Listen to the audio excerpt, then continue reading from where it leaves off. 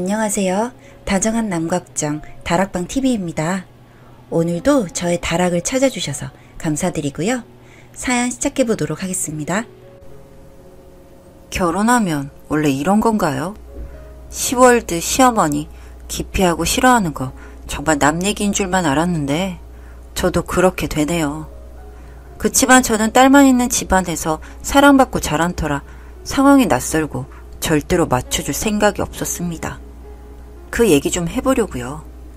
저랑 남편은 20대 중반에 만나 3년 연애하고 결혼했습니다. 그냥 평범하게 연애했고 남편과 저는 동갑이었기 때문에 제가 사회생활을 2년 정도 먼저 시작했죠. 당연히 결혼할 때도 제가 모은 돈이 더 많았고요. 그래서 결혼할 때도 진짜 반반했어요. 집 구할 때도 7천씩 반반, 혼수도 알뜰하게 해서 2천 정도 들었는데 그건 제가 했습니다. 뭐 약간 옛날 분이라고 하셔서 인사드리러 갔을 때 걱정은 좀 했으나 그때 당시에는 그런 기미는 느끼지 못했습니다. 되게 허례허식 같은 거 하지 말고 간소하게 진행하자 해서 예단 예물 이런 거 없이 했는데 꾸민비 정도 받았고요. 그렇게 결혼하고 나니 시댁 어른들이 너무 많이 변했습니다. 집이 그리 멀지 않아 그런지 너무 자주 부르시고 뭐 말씀하시기엔 가까이 사니 저녁 자주 먹고 하면 얼마나 좋냐고 하시는데 저는 별로 그러고 싶지가 않았습니다. 한 끼 먹는데 제가 준비며 정리며 다 해야 하고 저도 일하는 사람인데 저녁 시간 그렇게 보내고 나면 집에 가기에 힘들어서 제 시간은커녕 잠들기 바빠서요. 일주일에 2번, 3번씩 그런 일이 잦아지자 남편에게 얘기했습니다. 마음대로 간다고 결정해서 나한테 통보하지 말고 미리 내 의견도 물어보라고요. 전 진짜 싸우기도 싫고 사랑해서 결혼하긴 했지만 저도 제 시간 중요하고 발전적인 삶 살고 싶은데 이런 식은 안 될 것 같았습니다. 결혼하기 전에는 뭐 다 해준다고 다 나를 위해 살고 뭐 어쩌고 저쩌고 해서 결혼했더니 이제는 그냥 주변 사람들 결혼 생활하는 이야기 듣고 그러는 건지 똑같이 행동하려 하는 모습에 초반에 확실히 바로 잡아야 할 것 같다고 생각을 하게 되었죠. 이틀 뒤쯤 되었을 때 회사 점심시간에 밥 먹고 커피 사러 가고 있는데 전화가 왔습니다. 오늘 엄마가 반찬 가지러 오래 하기에 그럼 당신이 들고 와 했더니 벌써 퇴근하고 같이 간다고 했대요. 진짜 갑자기 열받아서 소리 질렀어요. 내가 분명히 통보하지 말랬는데 왜 이딴 식으로 마음대로 결정하고 통보하냐고요. 그랬더니 뭐 그냥 반찬 가지러 오라고 하는 건데 우리 위해서 반찬 챙겨주신다는데 물어보고 전화한다고 하냐? 싫다고 하냐? 자기도 성질내기에 그냥 전화 끊었습니다. 그랬더니 카톡으로 뭐 시댁 어른들한테 너무 남처럼 대하면 너만 스스로 불편해지는 거다. 너희 부모님이었어도 그럴 것 같냐? 너가 그냥 마음속에 시댁, 시월드 이런 거 안고 사니까 부담도 되고 불편해서 그런 거지. 그냥 부모님이라 생각하면 되지 않느냐 하기에 내 부모가 아닌데 어찌 부모님으로 생각하냐 말싸움을 하다가 일단 간다고 해놨으니 알겠다고 했습니다. 일도 손에 안 잡히고 너무 분하고요. 기분이 안 좋았죠. 저희 부모님도 그렇게 먼 거리에 사시는 거 아니고 차로 1시간 가면 되는 지역에 계시는데 퇴근하고 피곤할까봐 싫어하시고 주말엔 주중에 고생했으니 집에서 푹 쉬라고 전화도 잘 안 하시는 분들입니다. 그런 배려는 알지도 못하면서 지멋대로 하려 하는 모습에 정이 뚝뚝 떨어지더군요. 일단 마치고 같이 갔습니다. 가서 싫은 티 팍팍 냈어요. 피곤하다고요. 그랬더니 시어머니가 돈은 너 혼자 다 버는 줄 알겠다. 그냥 그럴 거면 집에서 살림이나 하면 좋겠구먼 하시기에 이 사람 월급보다 제 월급이 더 많은데요? 하니 여자는 잠깐 그러고 말고 남자는 계속해서 위로 올라갈 수 있으니 나중 되면 차이가 날 것 아니냐고 또 말도 안 되는 소리를. 그래서 제가 저도 애 안 가지고 계속 회사 다니면 위로 쭉쭉 올라갈 수 있어요. 웃으며 대답했습니다. 남편은 옆에서 그만하라고 하는데 진짜 뺨때기 후려치고 싶더라고요. 시어머니 또 빨리 애나 가져라 하시기에 이미 결혼 전에 3년은 돈 벌어놓고 애 갖기로 결정한 거고 그거 안 들어주면 결혼 안 한다고 했더니 이가 알겠다고 일단 결혼만 좀 하자고 난리쳐서 한 건데요? 하니 시어머니 얼굴이 발개지시더군요. 그러니 타깃을 이제 예의 없는 며느리로 정했는지 아무리 바쁘고 그래도 어찌 전화 한 통 안 하냐 하시기에 저희 엄마랑도 통화 안 한다고 했습니다. 부모님이랑 같냐고, 결혼했으면 남편 어머니한테 안부 자주 묻고 하는 게 맞는 거지. 가까이 살면서 어찌 그렇게 행동하냐고 하시기에 저희 부모님한테도 안 하는 전화를 왜 시어머니한테 하냐고, 이 사람도 저희 부모님한테 전화 안 한다고 하니 그거랑은 다르다고 하더군요. 도대체 뭐가 달라요? 하니 여자는 결혼하면 결혼한 집안 식구 되는 거니 다른 거라고 하시기에 저는 저희 부모님한테 그렇게 안 배웠습니다 했습니다. 그 말 하고 나니 남편이 잠깐 보자고 하며 방으로 데리고 들어가길래 따라갔습니다. 거기서 너 오늘 왜 그러냐, 나한테 불만이면 나한테 뭐라 해라 하면서 난감해 하더군요. 너한테도 불만이고 시어머니한테도 불만이다. 효도는 셀프로 하자. 내가 너한테 우리 부모님한테 효도하라고 하더냐? 하니 장인 장모님은 나한테 그런 거 안 바라시잖아. 개소리 하더군요. 그래서 안 바라는 거냐?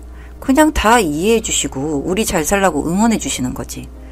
진짜 이렇게 멍청하고 눈치도 없는 사람인 줄 알았으면 너랑 결혼도 안 했다 하니 말 다 했냐며 언성 높이기에 시어머니 들어와서는 어디 남편한테 바득바득 반말하면서 대드냐고 하시기에 도저히 못 참겠어서 나이도 동갑이고 결혼할 때도 제 돈이 더 많이 들어갔고 뭐 도대체 어디 부분에서 남편이라고 떠받들면서 살아야 할지를 모르겠네요 하니 그깟 몇 푼 혼수 더해왔다고 유세 떠냐고 하시기에 아니 저도 그런 유세 떨기 싫은데 아들 가진 부모 유세하시면 저도 이렇게 할 수밖에 없다고 했습니다. 그러다 갑자기 남편이 저한테 손찌검했어요. 뺨 맞고 나니 진짜 이성이 가출하더군요. 진짜 가지가지 한다 하고 바로 시댁에서 나왔습니다. 각자 따로 돌아와서 집에 먼저 가 있으니 남편 따라 들어와서 자기 너무 화나서 그랬다고 미안하다고 하더군요. 전 진짜 살면서 부모님한테도 한 번 안 맞아본 터라 충격이 너무 컸습니다. 나 우리 부모님한테 말하고 그냥 정리하는 게 좋을 것 같다. 아직 혼인신고 전이고 그냥 이렇게 끝내면 될 것 같다고 하니 제발 그러지 말라고 빌기에 아니 이쯤에서 그만하자. 지금 너 보니까 내 미래가 보이는 것 같다 하니 진짜 실수라고 다신 안 그런다고 싹싹 빌고 난리가 났습니다. 그치만 저도 솔직히 갈라서 생각까지는 없었으나 손찌검까지 당하고 나니 느끼는 게 많았습니다. 나중에 애 낳고 살게 되었을 때 서러울 일들이 너무 많을 것 같아서요. 생각 좀 해본다고 하고 정리 좀 하고 앉혀서 얘기했습니다. 각서 쓰자고요. 다시는 손찌검 하지 않고 효도는 셀프로 하는 걸로. 그리고 우리는 우리지 남들이 어떻게 살건 말건 거기에 나를 맞추려고 하지 말라고요. 나도 할 수 있는 도리는 할 테니 강요하지 말자고요. 응 그래 하며 사인하더군요. 진짜 공증까지 받을 생각이었습니다. 시어머니 저한테 전화와서 화나서 잠깐 그런 거다. 네가 이해해라 하시는데 네 이해는 하는데 앞으로 그럴 일 없게 각서 쓰고 각자 집안에 알아서 효도하기로 했습니다 하니 벙찌셨는지 말이 없으시더군요. 그렇게 한 달쯤 지날 동안 한 번도 안 갔습니다. 그러다 남편이 어렵게 말 꺼내더군요. 한 번 오라고 하시는데 가야 될 것 같은데 어떠냐고 묻기에 그래 앞으로도 이렇게 물어보고 결정하라고 잘했다고 칭찬해줬죠. 그렇게 시댁에 갔습니다. 시누이들도 주말이라고 와 있더군요. 밥 차리고 하는데 남편이랑 시아버지 멀뚱멀뚱 TV 보고 있기에 남편한테 빨리 밥 먹으려면 반찬이라도 나르고 수저 놓고 하라 했습니다. 그러니 시어머니 저를 이상하게 보더군요. 남편은 그래 하면서 돕고요. 아니 집에서는 좀 쉬게 해주지 그러냐 하시기에 저도 일하고 왔고 집에서도 반반씩 일하는데요 하니 원래 살림은 여자가 해야 잘하는 법이라고 하시기에 아니에요 이도 빨래하고 설거지 엄청 잘해요 하니 황당해 하셨습니다. 남편 아무 말도 못하고 입 닫고 있고 시누이들은 뭐 저런 게 다 있나 싶은 눈으로 쳐다보는데 그냥 아랑곳하지 않고 준비하고 밥 다 먹었습니다. 남편이 밥 먹으며 시아버지랑 반주 한 잔씩 하고 나니 시어머니가 술도 먹었는데 하루 자고 가라 하시기에 내일 주말이고 약속도 있고 해서 먼저 가보겠다고 했죠. 운전은 제가 하면 돼요 어머니 하고요. 시아버지는 술 더 드시고 싶은데 섭섭하셨는지 뭐 하루 자고 가는 게 그리 어렵냐고 평소에 아무 말도 안 하시던 분이 그러시기에 오늘은 자고 가는 걸로 합의가 안 돼서요. 제가 잘 준비도 안 해왔고 다음에 와서 자고 가겠습니다 하니 시어머니 옆에서 너는 결혼한 지 몇 개월이 지났는데도 아직 우리 식구 같지가 않다고 하시더군요. 그래서 네 죄송합니다 하고 그냥 남편이랑 나왔습니다. 남편은 또 뭐가 불만인지 말도 안 하고 뚱해 있는데 거기에 제가 난 앞으로도 말 잘 듣고 부려먹는 며느리 그리고 남자는 하늘 남편 받들며 사는 아내 될 생각 추호도 없다고 그런 거 바라는 거라면 나랑 살지 말라고 딱 말하니 또 알겠다고 하더군요. 1년 후에 혼인신고하기로 해서 곧 혼인신고를 하게 됩니다. 이제 어느 정도 지나니 저한테 그런 모습 포기를 한 것 같은데 또 혼인신고하고 나면 어떻게 될지는 모르죠. 남편을 사랑해서 결혼했지만 그렇게 고지식하고 불평등 사상 가진 사람이라면 언제든지 갈라설 용기 있습니다. 뭐 능력이 없는 것도 아니고 남편 없이 못 사는 것도 아니니까요. 이렇게 마음먹고 사니까 세상 편하네요. 이제 시댁에서도 별 터치 안 하는 것 보니 초장하게 이렇게 해놓기를 잘했다는 생각이 듭니다. 쟤는 그냥 안 건드는 게 낫겠다 싶게 만들어버리세요. 남편이랑 살려고 결혼했으니까요. 물론 결혼한 사람 낳아주고 길러주신 건 고마운 일이지만 저희 부모님도 그건 마찬가지잖아요. 절대로 지지 마시길 바랍니다. 안녕하세요. 다정한 남걱정 다락방TV입니다. 오늘도 저의 다락을 찾아주셔서 감사드리고요. 사연 시작해보도록 하겠습니다. 저는 평범하게 살아온 여자입니다. 그런데 저에게도 평범하지 않은 일이 찾아오더군요. 저희 아버지는 원래 부동산 사업과 작은 사업체 몇 개를 운영하시는 사업가셨습니다.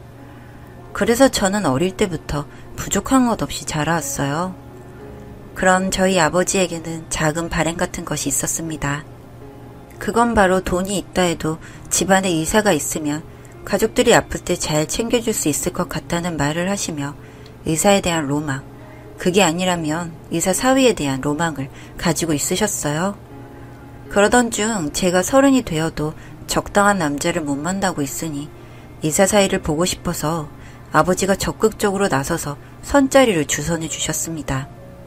당시 신랑은 저보다 3살이 많은 35살에 동네 병원에 페이닥터로 근무를 하고 있었는데 재력이 있거나 큰 병원에서 일하는 것은 아니었습니다.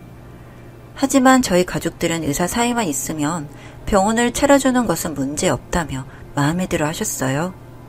저도 처음에는 아버지의 권유로 만나게 된 거라 부담이 있었지만 저희 가족을 살뜰히 챙기는 그의 모습에 점차 마음을 열기 시작했죠. 아마 남편이 권위적이고 자존심만 내세웠다면 저는 의사든 뭐든 결혼하지 않았을 것입니다.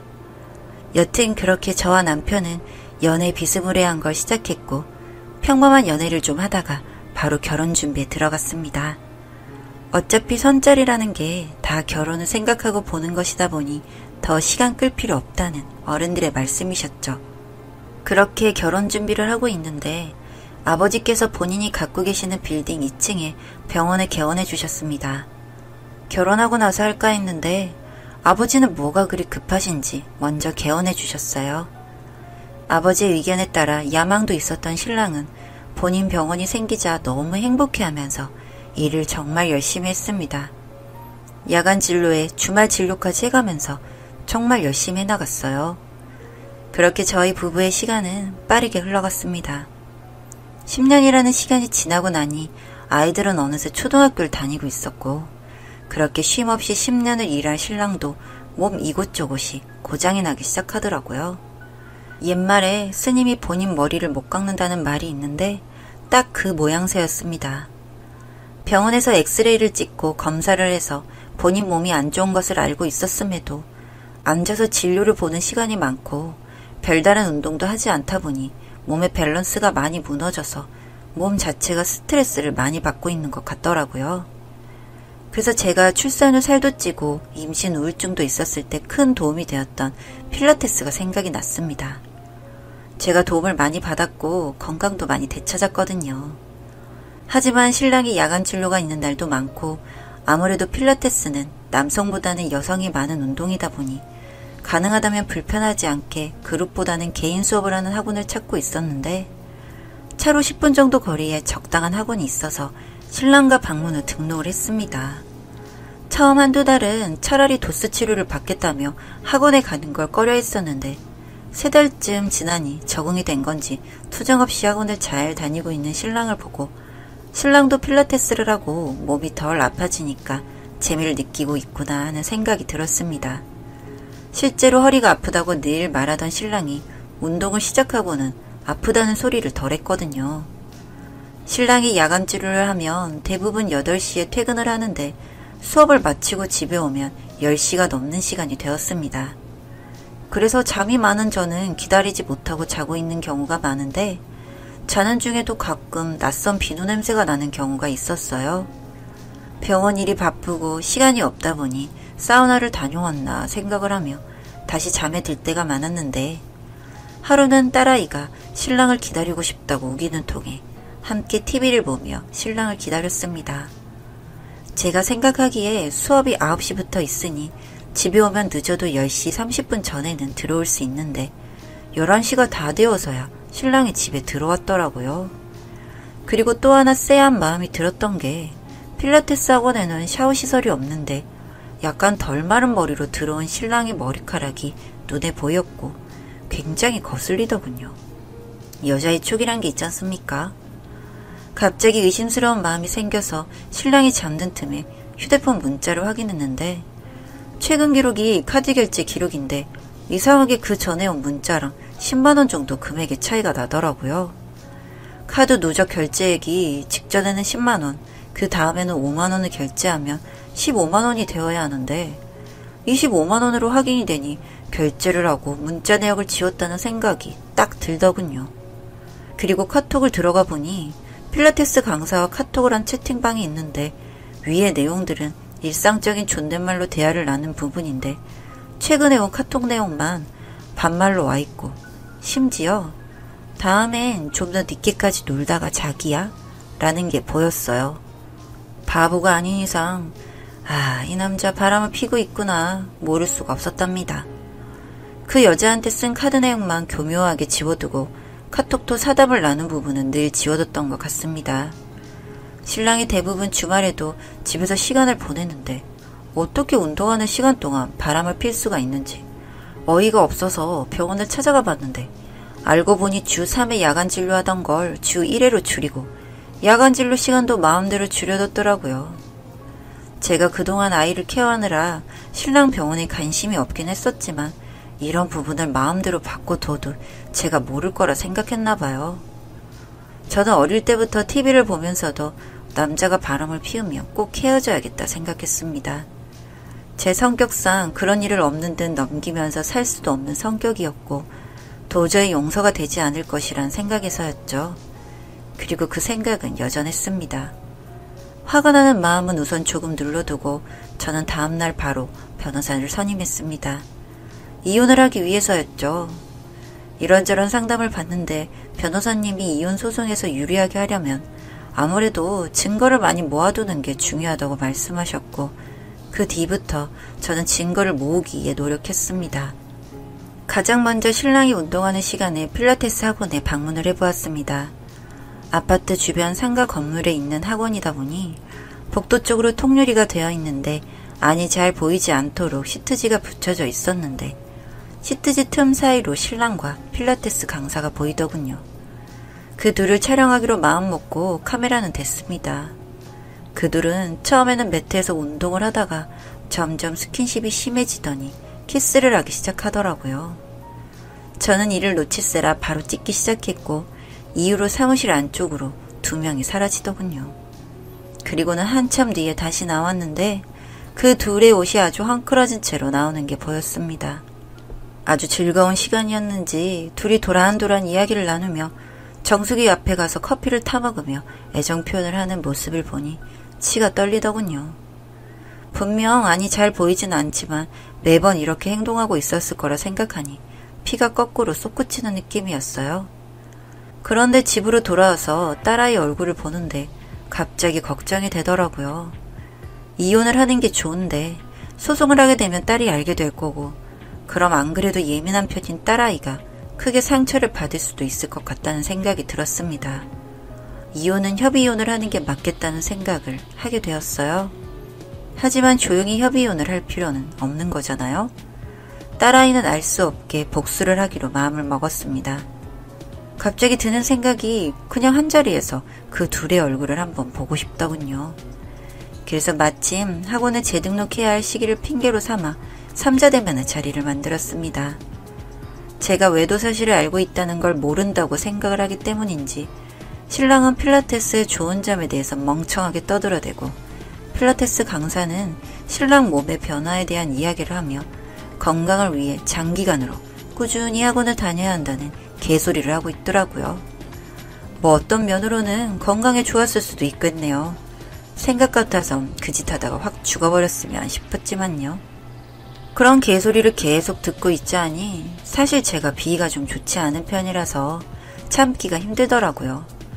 구역질이 나올 뻔한 걸 삭히고는 그냥 긴 말 없이 사진을 두 인간들 앞에 보여줬습니다. 그 둘은 흠칫 놀라는 듯 하더군요. 남편은 아무 말 못하고 멍하니 사진을 보고 있는데 웃기게도 그 여우 같은 필라테스 강사라는 년이 갑자기 자리에서 일어나더니 신랑 옆으로 가서 앉는 겁니다. 그러면서 제가 있는데 제 남편에게 이 여자랑 이혼해주고 본인이랑 살자면서 팔짱을 끼고 여우짓을 하더라고요. 웃음이 나서원 눈치도 없고 멍청한 그년 때문에 덕분에 둘이 살림까지 차리고 살고 있었다는 사실까지 알게 되었습니다. 그 여자가 뭐가 신났는지 아주 이불을 줄줄 내뱉더라고요. 그년이 이미 남편이 자기랑 살려고 자신에게 작은 원룸도 얻어줘서 같이 살고 있다는 말까지 하고 있는데 갑자기 남편이라는 인간이 계산이 끝이 났는지 어쨌는지 저에게 와서 제 팔을 잡고 빌기 시작했습니다. 여보 미안해. 내가 잠시 미쳤나봐. 나 이 여자한테 마음 준 적 없어. 그냥 새로워서 그냥 몇 번 그런 것뿐이야. 우리 집에 가서 이야기하자 여보. 라고요. 위에서도 말씀드렸다시피 제가 비위가 좀 좋지 못해서요. 제 팔을 잡는 남편 손도 소름이 쫙 올라오더라고요. 그 팔을 뿌리친 후에 친정아버지에게 전화를 드렸습니다. 아빠, 부탁이 있어서 전화드렸어요.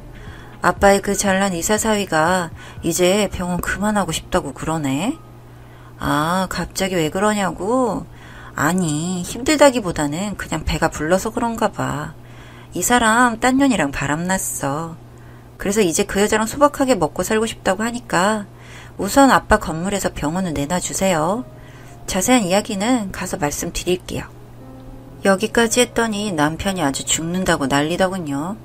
옆에서 그녀는 자신이 사랑했던 남자가 자기를 내친다는 게 믿기 어렵다는 듯 벙쪄있고 남편이라는 놈은 저에게 무릎을 꿇고 바짓가랑이를 붙잡고 안 놓고요. 조용히 그만하자고 했습니다. 딸에게 적어도 부끄럽지 않은 아빠로 남긴 해줄 테니까 조용히 입 닥치고 정리하자고 했습니다. 그 길로 집으로 돌아와서는 남편의 짐을 다 싸서 그 강사가 운영하는 학원으로 퀵을 보냈고 집안 정리도 빠르게 마쳤습니다. 그 사이 남편은 무슨 낯짝인지 친정 아빠에게까지 찾아가서 빌면서 용서해달라고 했다네요. 아니, 뭐 아빠가 용서해준다고 달라지나요? 내가 지랑 못 살겠다는데? 여튼 그 이후로도 밤낮으로 저와 저희 가족들에게 빌어대는데 너무 귀찮네요. 본인도 이제 알았겠죠. 본인이 누리던 것들이 전부 다 본인 것만은 아니었다는 것을요. 뭐 그래도 전문직이니 어디 가서든 먹고는 살겠지만요. 여튼 제가 계획했던 것과는 다르게 이 인간이 바람을 피운 주제에도 조용히 합의혼을 안 하더라고요. 생각보다 너무 오래 질척거릴 것 같아서 결국 이혼 소송 중입니다. 위자료와 양육비와 관련해서 소송이 진행 중이고 패소하더라도 돈에는 미련 없으니 신랑을 괴롭힌 걸로 충분할 것 같지만 뭐 돈도 받는다면 더없이 좋은 일이겠죠. 그리고 멍청한 필라테스 강사년한테는 상간녀 소송을 같이 진행 중인데 이제서야 잘못했다고 문자에 전화가 오지만 다 지난 일, 이제 와서 무슨 상관이겠어요? 이혼에 대한 귀책사유도 신랑에게 있음이 명확하고 상간녀까지 본인이 상간녀라고 인정하며 이야기해둔 녹음 파일이 있다 보니 소송은 저한테 유리한 쪽으로 흘러가고 있고요. 이래저래 오만 꼴 딸아이에게 보이고 싶지 않아서 저와 딸은 본가로 들어갔습니다.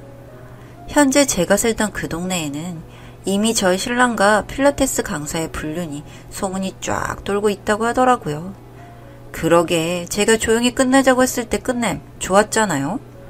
그나마 그 동네에 필라테스 학원이 많지 않다 보니 그런대로 장사가 잘 되던 학원이었는데 이후로 수강생이 확 줄어들어서 결국 지금은 학원 문을 닫았고 신랑은 의사 면허만 있지 다시 일할 병원도 정신도 없어서 어떻게 살지는 모르겠네요.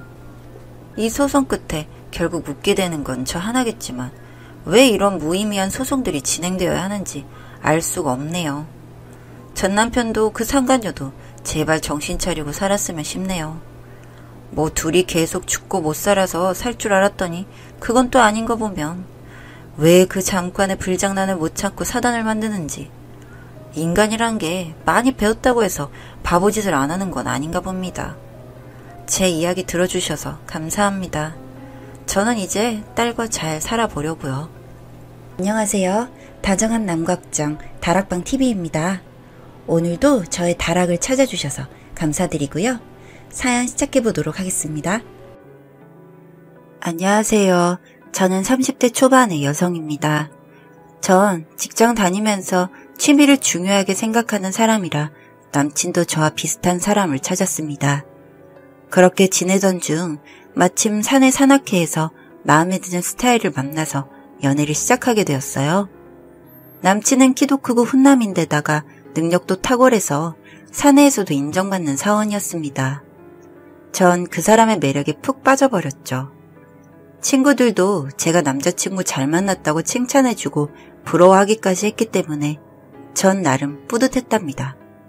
그렇게 그 남자와의 연애는 일사천리로 진도가 나갔고 1년이 흘러 결혼 얘기가 오고 갔습니다. 솔직히 전부 다 마음에 든 건 아니지만 이 정도면 남이랄 데가 없다고 생각했어요. 결혼하기 전까지는 제 남친이 보이는 대로 정말 그런 사람이라고 믿었거든요. 상견례를 하고 본격적인 결혼 준비를 하면서 예물을 고르며 남친의 집안이 넉넉하지 않다는 것을 알게 되면서 조금 실망은 했지만 그래도 전세 아파트도 마련했고 고급 웨딩홀에서 예식을 올릴 수 있었습니다. 그리고 신혼여행을 하와이로 갔는데 남편의 서핑 실력을 보고 감탄을 했습니다. 몸으로 하는 건 다 잘하는 것 같아 매력 뿜뿜에 혼자 웃었을 정도로 만족스러웠습니다. 여기까지가 저의 결혼에 대한 이상적 결말이었고요. 신혼살림을 시작하면서 남편은 기다렸다는 듯이 차를 외제차로 바꾸더군요. 물론 좋은 차 타는 기분이 나쁘진 않았지만 평소 빚지는 걸 굉장히 큰일로 생각하는 저로서는 할부금을 갚을 생각을 하니 눈앞이 캄캄했습니다. 하지만 이건 시작에 지나지 않았습니다. 깔별로 등산복과 스키복 그리고 양복도 브랜드별로 갇혀있는 남자였는데 모아놓은 돈은커녕 그놈의 품위 유지비 때문에 이미 마이너스 통장에 대출금이 300만 원이 넘어있는 상태였습니다. 뭐 300만 원이면 별거 아닐 수도 있는 금액 아니냐 하실 수도 있지만 이게 여기서 끝이 아니라는 게 문제였고 결혼 전에는 제가 그 부담을 떠안을 필요가 없었지만 이제는 제가 같이 갚아야 되는 상황이 되어버리니 큰 문제라 생각이 되었습니다. 솔직히 좀 짜증도 났고요. 이런 제 속도 모른 채 사내에서는 결혼 잘했다며 안 그래도 혼자 짝사랑하던 여사원들이 많았다면서 저한테 개탔다고 하더군요. 겉으로 보기에는 그럴 수도 있겠죠. 자존심상 차마 속 얘기는 할 수도 없고 답답한 저는 술로 그 마음을 달랬습니다. 그렇게 빚은 쌓여가고 남편의 무력은 여자인 저보다 하늘을 찔렀습니다. 저는 백화점에 같이 가도 제 옷은 매대에 널려있는 제품도 아이쇼핑만 하고 외식을 해도 간단하게 푸드코트만 이용하고 올 것을 남편은 코스 요리까지 먹어야 직성이 풀리는 사람이었습니다. 문제는 이렇게 물욕이 하늘을 찌르는 남편의 집안은 지극히 평범했고 돈 사고가 터지면 도와줄 분들이 아니어서 더 걱정이 되었습니다. 저 역시 연애할 때는 그런 것도 매력으로 다가왔지만 지금은 현실이고 가정 경제를 위협하는 요소라 이제는 브레이크를 걸어야 되겠다는 생각이 들어 남편을 앞에 두고 폭탄 선언을 했습니다. 앞으로 자기 용돈 받아서 쓰고 쇼핑은 당분간 줄여. 자동차 할부금도 2년 내내 갚아야 되잖아. 어쩔 거야? 땅 파면 돈 나와? 무슨 소리야. 그럴 거면 생활비는 못 줘. 내가 학생도 아니고 용돈 받아서 어떻게 생활을 해? 지금도 모자란데. 남편은 제가 말을 꺼내자마자 부정적인 반응을 보였습니다. 그리고 대화를 하다 보니 서로 점점 크게 화를 냈죠. 솔직히 전 너무 어이가 없었습니다.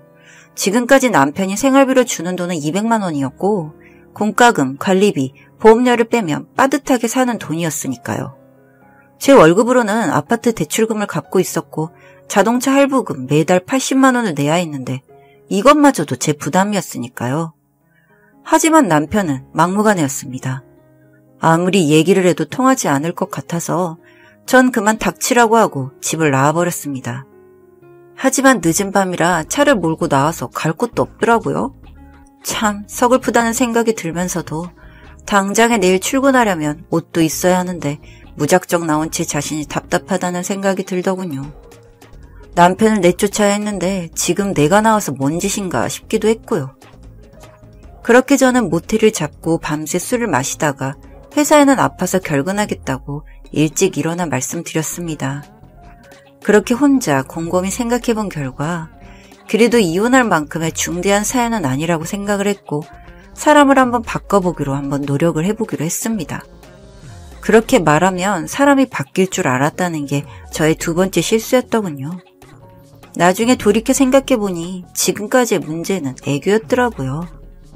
여튼 그렇게 집에 들어가 남편과 조용한 분위기에서 와인 한 잔을 하면서 얘기를 나누었습니다.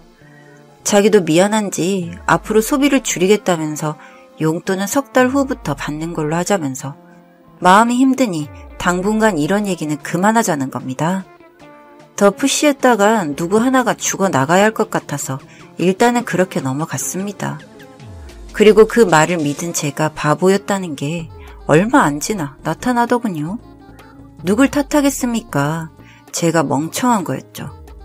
사람의 본성이 쉽게 안 변한다는 것을 알고 있었으면서도 이 남자만큼은 다를 거라 생각한 제가 바보였던 거죠.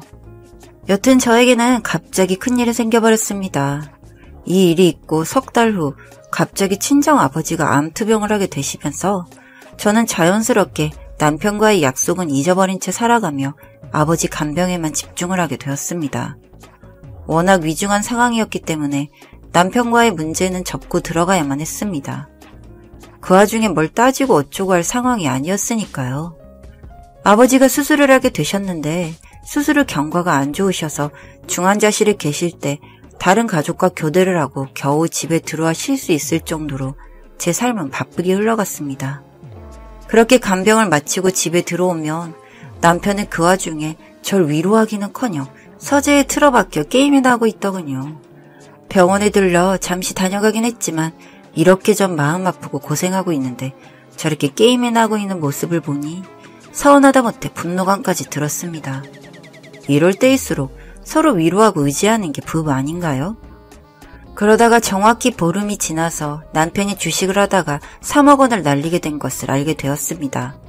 그것도 가진 돈 전부에 여기저기서 빌린 돈, 신용대출로 틀어막다가 터진 것이었습니다. 제게 처음으로 무릎을 꿇고 비는데 하필이면 아버지 간병하느라 힘들고 병원비도 많이 드는데 도움은 못 될 망정 진짜 주먹을 날리고 싶었습니다. 이런 사실을 저 혼자 감당할 수는 없어서 시댁에도 말씀드렸는데 처음엔 모르쇠로 일관하다가 아들이라는 인간이 가서 울고 짜고 하니 5천만 원을 빌려주시더군요. 꼭 갚으라고 하시면서요. 전 제 신용으로는 1억 정도 대출을 받을 수 있었지만 만약 사고친 금액이 더 커지거나 다른 일을 벌렸을 때 수습하기 위한 마지막 방법이었기 때문에 3천만 원을 만들어서 남편에게 주었습니다. 나머지는 알아서 갚으라고요. 스키복, 오디오, 등산 장비, 골프채 등등 중고로 다 처분하라고 못 박았습니다. 그렇게 해도 수백만 원을 거뜬히 마련할 수 있을 정도로 그동안 온갖 사치는 다 해왔으니까요. 그렇게 전 그 일에서 손을 뗐습니다.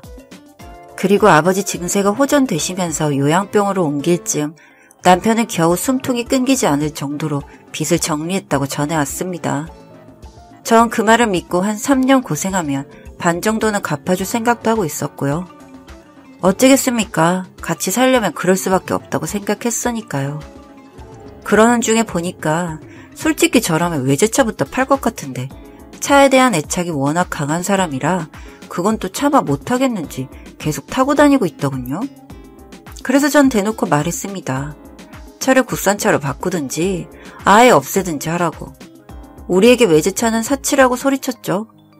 그러자 남편은 주식으로 한번 실패할 수도 있지 사람 우습게 보지 말라면서 언젠가는 회복하겠다는 겁니다.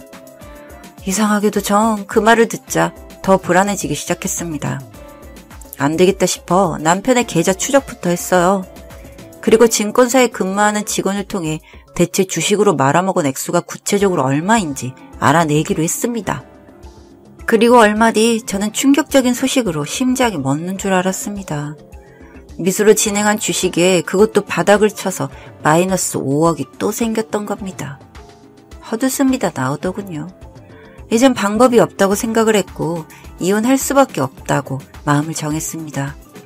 저렇게 빚만 늘려가는 인간과 살다가는 저도 제명에 못 죽을 것 같았으니까요. 이혼하기 전 같은 회사를 다닌 것부터 정리해야겠다 마음먹고 이직을 준비하고 있었습니다. 남편은 제가 또 빚이 늘어난 것을 모르고 있다고 생각했기 때문에 전 남편에게 시댁에 가서 남은 빚 청산을 위해 도와달라고 말하라고 했습니다. 그렇게 또 자신의 부모님 댁으로 가서 빌빌대서 5천만 원을 가져왔더군요. 전 그 돈에다가 제 돈과 친정 돈까지 해서 빚 갚을 수 있게 보내주겠으니 그 돈을 입금해 놓으라고 했습니다. 그렇게 회사 이직함과 동시에 저는 출력한 자료를 가지고 시댁으로 갔습니다. 물론 남편도 그 자리에 불렀죠. 그리고 그 자료들을 시부모님과 남편 앞에 들이밀었습니다. 이혼 소리도 같이 말이죠. 제가 모를 것이라 생각한 남편은 놀래서 눈이 튀어나올 정도였고 시부모님은 가져간 돈만 해도 얼만데 또 이 사단을 냈냐며 남편은 후드러 패기 시작하셨습니다. 남편도 지은 죄가 있어서인지 가만히 맞고만 있고요. 전 집으로 돌아왔고 짐을 싸기 시작했습니다. 어차피 빚잔치 하면 이 집도 다 날아갈 것이 뻔하니 그냥 나오는 게 낫겠다 싶었죠. 그렇게 저는 친정으로 들어갔고 부모님까지 알게 되시면서 또 한 번 난리가 났습니다. 아마도 저만 이혼하자고 우겼으면 힘들었을 수도 있는데 저희 아빠가 시댁에까지 쫓아가서 이혼 서류에 도장 찍으라고 집안을 뒤집어서 그렇게 이혼할 수 있게 되었고요. 뭐 이놈 털어봤자 빚밖에 없으니 제 나름대로 아쉬운 대로 남편이 시댁에서 받아온 5천만 원을 제가 갖기로 했습니다. 이혼하고서도 그 돈을 주라면서 친정에 와서 문두드리고 진상짓하는 남편에게 참다 화가 나신 아빠는 버리려고 모아놓은 음식물 쓰레기통을 갖다가 남편 머리 위에 매다 꽂으셨고 다음에 또 오면 더한 게 기다리고 있을 테니 어디 궁금하면 오라고 으름장을 놓으셨습니다. 그 이후로 시댁에서는 아무리 그래도 사이였던 애한테 이럴 수 있냐며 전화로 한 소리 하셨지만 저 역시 지지 않고 말했습니다. 아들 요따위로 키워놓으신 것도 죄라면 죄 아닐까요? 앞으로 또 한 번 찾아오면 그땐 신고하겠습니다. 하고 끊어버렸습니다. 그렇게 제 결혼 생활은 아주 그지같이 끝이 났고요. 그래도 아빠 덕분에 후련하게 복수도 해줬고 5천만 원이라도 챙겼으니 다행이라고 생각하면서 지내고 있는 요즘입니다. 여자나 남자나 물욕 너무 강한 사람, 그것도 버는 것도 얼마 없으면서 물욕만 강한 사람은 꼭 피하세요. 저처럼 빚잔치만 하다가 끝날 테니까요. 여기까지 들어주셔서 감사합니다. 안녕하세요. 다정한 남각정 다락방TV입니다. 오늘도 저의 다락을 찾아주셔서 감사드리고요. 사연 시작해보도록 하겠습니다. 안녕하세요. 얼마 전까지만 해도 유부남이었던 30대 초반의 남자입니다.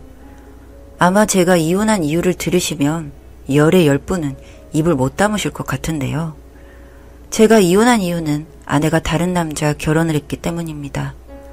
이게 무슨 이야기냐고 물어보실 것 같은데 저도 기가 막혀서 아직까지도 후유증이 낫질 않네요. 아내와 저는 연애기간이 짧았습니다.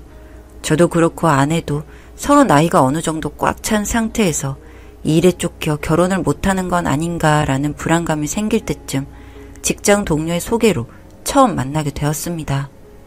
나이가 나이인지라 서로 결혼에 대한 서로의 생각부터 확인했죠. 아내도 그 당시에 생업이 바빠 연애는커녕 친한 남자조차도 없던 상태라 결혼에 대한 불안이 있더라고요.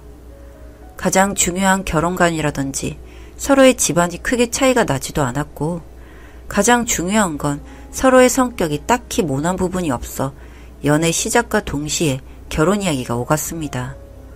사실 연애 기간이기보다는 서로 만나자마자 결혼 준비를 했었으니 연애 기간이라는 건 딱히 없었습니다. 그렇다고 제가 아내를 사랑하지 않은 건 아니었습니다.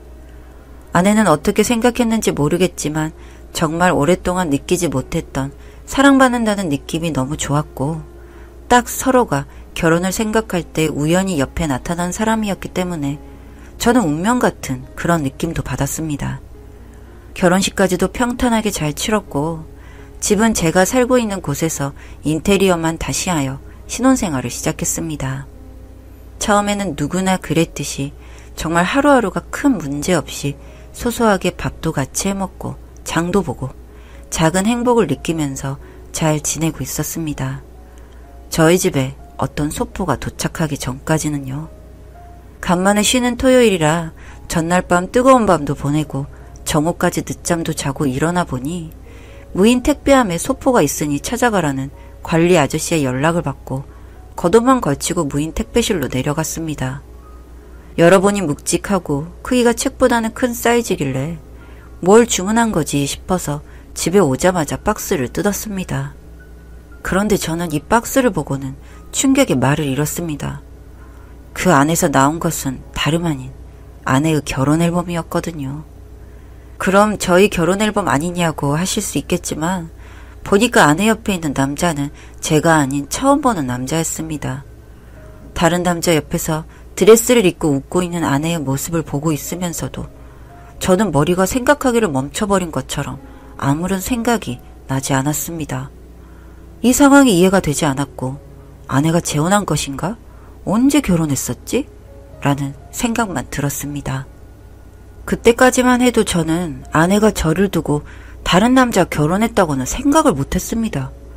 당연히 저를 만나기 전에 결혼을 했었고 저와 결혼한 게 재혼이었구나라는 생각만을 할 수 있었습니다. 다른 분들도 저와 같지 않았을까요? 그날 저녁에 아내에게 앨범을 보여주며 어떻게 된 일인지를 물었습니다. 재혼한 걸 왜 내게 말하지 않았는지, 그리고 무슨 이유로 예전 앨범이 제게 오게 된 건지 물었습니다. 그러자 아내 입에서 믿을 수 없는 기가 막힌 이야기가 나오더군요. 여보, 오늘 이게 우리 집으로 왔는데 이게 뭐야? 내가 처음 보는 앨범인데 왜 여기에 자기가 다른 남자와 있는 거야? 그거 땡땡씨 보라고 일부러 내가 보낸 거야. 내가 진작에 말했어야 하는데 먼저 이야기 꺼내기가 힘들어서 이해하기 쉽도록 앨범 보낸 거야. 뭐라고? 무슨 이야기를 진작 했었어야 했는데? 여보 혹시 나랑 결혼하기 전에 결혼했었어? 아니, 그 앨범 이번에 촬영한 건데. 땡땡씨에게는 너무 미안한데 나 다른 사람이랑 결혼했어. 순간 제 머리가 띵 했습니다. 무슨 말인지 이해도 되지 않고 이해하려고 노력해도 머릿속에는 이해하지 못하는 것들이 너무 많았습니다. 그게 무슨 말이야. 우리 결혼식 올린 지가 얼마나 되었다고 여보가 결혼을 다른 사람이랑 하다니. 땡땡씨 무슨 말이야. 우리 그냥 결혼식만 올린 거지 혼인신고도 하지 않았잖아. 법적으로 남남인데 내가 언제 땡땡씨랑 결혼을 했어. 그 소리를 듣는데 정말 누가 제 머리를 세게 때린 것 마냥 멍해져서 순간 말이 나오지 않았습니다. 어버버 하면서 이 상황을 이해해보려고 애를 쓰는데 아내는 이제라도 말할 수 있어서 다행이라며 저에게 너무 미안하지만 저와 동거는 이만 끝내고 다음 달부터 신혼집에 들어간다고 하더군요. 그러고는 자기 짐을 싸면서 앞으로 처가에서 지낼 거고 연락하지 말라면서 집을 나갔습니다. 그날 저는 한숨도 못 자고 출근을 했고요. 회사에서도 도무지 일이 손에 잡히지도 않고 가만히 앉아있는 게 어려워서 집안일이 있다고 핑계를 대서 반차를 쓰고 집에 와서 잠만 잤습니다. 깨어있는 게 너무 힘들더라고요. 자꾸 그 순간이 생각나고 화가 치밀어 올라서 잠이라도 자면 생각이 안 날까 이불을 뒤집어 쓰고 잠만 잤습니다. 자면서도 안 좋은 꿈을 꿔서 자꾸 중간에 깨기도 하고, 일어나서는 왜 그때 아내와 결혼하면서 혼인신고를 미뤘을까라는 후회가 생기고, 미리 제가 챙기지 못해서 이런 일이 생기는 건가 싶은 자책도 하고, 일주일을 그렇게 미친놈처럼 지냈습니다. 어느 정도 시간이 지나니 그제서야 정신이 또렷해지더군요. 나중에 세금 문제로 혜택을 받기 위해 미뤘던 혼인신고가 이렇게 문제가 될 거라고는 조금도 생각하지 못했습니다. 일단은 주변의 이야기를 들어보니 결혼식도 올리고 실제 같이 동거한 기간도 있으니 사실혼 관계라 법적으로도 죄를 물을 수가 있다고 하더군요. 그 이야기를 듣고 바로 아내에게 연락을 했는데 역시나 받질 않았습니다. 그렇다고 이렇게 넋놓고 있을 수만은 없었기에 처갓집이라고 생각했던 곳을 쳐들어갔습니다. 제 얼굴을 보시고는 어처구니 없게도 문도 안 열어주시더군요. 밖에서 문을 차고 소리를 지르고 구경 나온 사람들에게 사기 결혼을 시킨 집이라고 고래고래 소리를 지르니 그제서야 문을 열어주셨습니다. 다짜고짜 따졌죠. 어떻게 제게 이러실 수 있느냐고. 도대체 언제부터 아내가 다른 남자와 결혼하게 될 것이란 걸 알았는지 물었습니다. 장인어른의 말로는 결혼 준비를 하면서부터 이미 다른 남자와도 결혼을 약속했다고 하네요. 그리고 되려 저에게 먼저 결혼식도 올리고 같이 산 기간도 있는데 자기 딸 마음 하나 챙기지 못해서 결혼식을 또 올리게 만들었냐고 못난 놈이라고 타박을 하시는데, 이건 말로 해결이 안 되는 일이구나 라고 생각을 했습니다. 당장 아내를 이 자리로 부르라고 쌩 난리를 피우니 정말 오랜만에 만난 아내가 제 앞에 나타났습니다. 그동안 정말 만나면 뺨이라도 때리면서 온갖 욕지거리를 해주고 싶었는데 막상 앞에 나타나니까 묻고 싶은 것들만 생각이 났습니다. 넌 이 상황이 말이 된다고 생각하니? 세상에 결혼식까지 올리고 같이 살았는데 혼인신고를 안 했다고 우리가 결혼한 게 아니라는 게 말이 된다고 생각하니? 법적으로 남남이고 우리 서로 동거한 사이인데 땡땡씨 혼자 착각으로 부모님 집까지 찾아와서 행패를 부려? 땡땡씨 진짜 무서운 사람이다. 당장 나가고 근처 얼씬 거리지 마. 남남이라니. 결혼식 날에 우리 부모님, 친구, 친척까지 모두 우리가 결혼하는 걸 봤는데 어떻게 우리가 결혼한 게 아니야. 법 좋아하니까 법으로 말해줄게. 결혼식도 올리고 그 자리에 참석한 사람 모두가 증인이고 같이 동거까지 했는데 이건 따져도 사실혼 관계라 너 상간으로 내가 고소할 수도 있어. 아내 얼굴이 싹 바뀌는 게 보였습니다. 그러더니 자기 남편을 부르겠다며 전화기를 들더군요. 저도 잘 됐구나 싶어서 당장 그 새끼 부르라고 다 같이 모여서 이야기해보자고 했습니다. 1시간 지나니 그 새끼가 얼굴을 비추더군요. 덩치도 왜소하고 나이도 저보다 더 있어 보이고 진짜 앞에 마주하니 더 비참했습니다. 앞에서 사실혼 관계 중에 이런 일이 생긴 거니 불륜이든 사기든 뭐든 갖다 붙여서 고소할 거라고 소리를 지르고 자리를 박차고 나왔습니다. 지금까지 법률 상담과 비슷했던 사례들을 찾아보면서 소송을 준비하고 있습니다. 제가 받았던 정신적인 충격, 그동안의 시간, 많은 것들을 다 보상받을 수 없겠지만 걔네들이 하하호호 웃으면서 살 수 없게 제가 비켜주더라도 아주 더럽게 비켜줄 생각입니다. 법 이야기가 나오니 이제껏 연락도 없던 아내가 지금은 밤마다 전화도 오고 카톡도 오는 거 보니 그 순간 겁이라도 먹은 것 같아 아주 조금이나마 속은 시원하네요. 미안하다. 처음부터 그럴 생각은 아니었다. 앞으로 살면서 항상 땡땡씨에게 미안한 마음을 가지고 살겠다라고 카톡이 오던데 볼 때마다 코웃음이 나네요. 앞으로 긴 싸움이 되겠지만 저는 최선을 다하려고 합니다. 오늘도 그냥 두고 볼 수는 없어서 절대 지들이 살고 있는 신혼집은 알려주지를 않으니 처갓집에 가서 제 나름 행패를 부리고 왔습니다. 이제 그 동네 사람들은 다 알게 되었고 정신머리 없는 집안이라는 소리를 들으면서 지내고 계시네요. 뭐 딸을 그따위로 키우셨으니 응당 들어야 될 소리 듣는다는 생각이 듭니다. 저도 법적으로 괴롭혀주는 게 제일 타격을 주는 일이라는 걸 알고 있지만 그 기간 동안에 이렇게라도 제 황당함을 풀어야겠다는 생각뿐입니다.